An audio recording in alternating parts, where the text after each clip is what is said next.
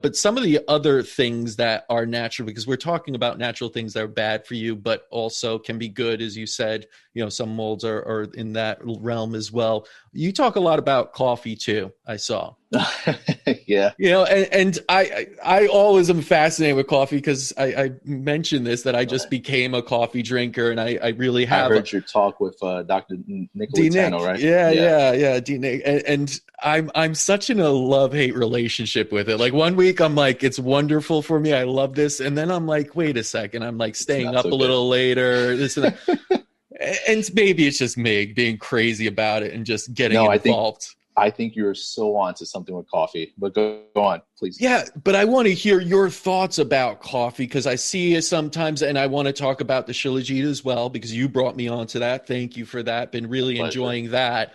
But tell me about your thoughts, your experience, your research into coffee. Because again, I think it's a tool. I think it's neither good nor bad. It's how you use it. It could be good. It could be bad. I think too many people use it in a bad way. But tell me about your thoughts. Well, I like to look at coffee as most carnivore doctors like to look at plants. It is, in general, a seed that is not meant for human consumption. Honestly, it's generally you would not want to consume coffee. The cultures that did consume coffee, they prepared it in a very interesting way, similar to how they prepared old grains. They used lime to denature the proteins and so on. Like these ancient cultures in the Incan surrounding areas like Peru and Chile, they would use coffee in conjunction with other foods into this almost like a energy ball, similar to what you get in the store. But the coffee was never roasted. The coffee was never open in terms of like the berry itself. The berry was included with the bean. And so they probably the fiber bound to some of the caffeine content and other compounds in the coffee bean itself that prevented adverse effects. And we could learn a lot from these ancient cultures because the way they prepared foods are much healthier than some of the way we prepare foods now. Regardless, coffee is the most widely used drug in the world. And it does improve performance. It does improve dopamine release. It does improve focus. It does improve short-term memory, depending on how much you use it and the dose that it's used in. Dr. Nicolitano, he mentioned the derivative of chlorogenic acid being really useful for certain things as an antioxidant.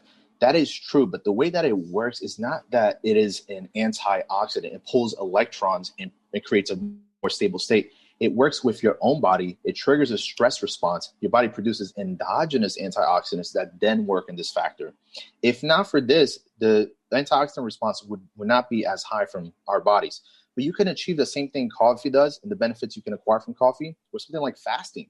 Fasting it triggers AMPK related kinases that work in the same fashion as coffee. And so coffee's benefits, I think, are overrated. It's more in an epidemiological sense that most people that drink coffee have an instance of lower liver disease and so on. But at the same time, when you look at anecdotes from people that are drinking coffee, like myself, if I don't do certain things with the coffee, I have the worst day ever. I Mm. look like I'm productive, but really I'm just focusing on monotonous tasks that don't matter. I'm not really diving into one area of work that I should really be focusing on. I get the jitters. I get problems with my gut sometimes. And I've tried, everything. They talk about your phase one detoxification enzymes not being up to par. You may be a slow metabolizer. But in reality, when I drink other substances that do have caffeine, I don't feel the same way. When I take pre-workouts that have caffeine malate, I don't feel the same way. I think it comes down to the coffee bean in general and other compounds in there like theophylline, theobromine, xanthines in general that act in this hormetic fashion that if you consume too much, it will do you bad.